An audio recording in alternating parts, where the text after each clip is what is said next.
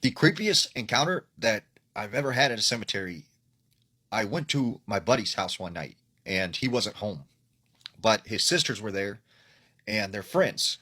Now, one of their friends had just gotten their license and they all were like, let's do something cool. Let's go to the cemetery. So they asked me, hey, will you come with us to the cemetery and kind of show us around since you know it really well? And I'm like, yeah, sure, I'll go with you guys. I'm, waiting on my buddy anyways.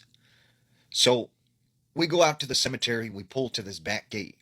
We all get out and we start walking in the back of the cemetery. And you get up to this point where there's like a hill. And along the hill are all these tombstones. And then when you get to the top, there is this place called the Witch's Circle. And it's basically like an arrangement of graves that are in the pattern of a circle.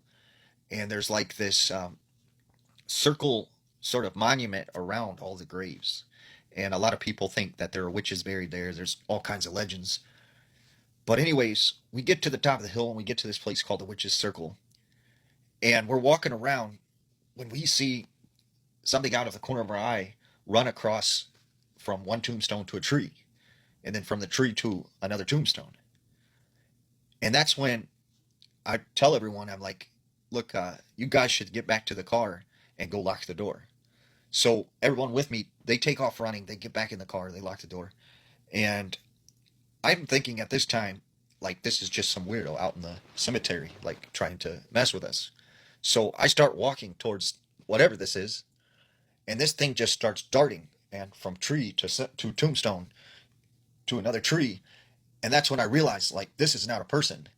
And I take off running, and I get back in the car. I start locking the door, and I tell the girl driving, I'm like, get out of here now.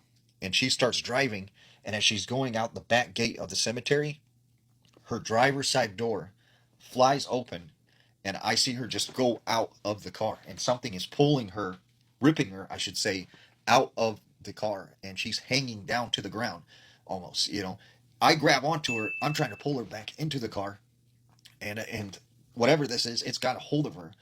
Finally, I get her into the car, I get her door closed, and I say, just keep driving, just keep driving. She continues on.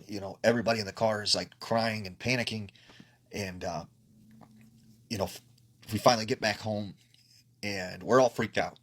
I don't think any of us slept that night. But the next day, I go back over to my friend's house, and the girl that had been driving that got pulled out of the car, she goes, "Look at this," and she lifts up her sleeve, and she has this handprint, like bruise shaped handprint on her arm.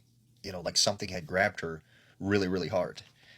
And I mean, we tested the door and everything, trying to see if we could recreate what happened, and we could not. And I don't, to this day, I will not go to that part of the cemetery at night because it freaks me out. It still like bothers me just to think about it because like it was something that was very real, and we didn't see anything right as except for this shadow thing moving, like I said, across the trees and the tombstones.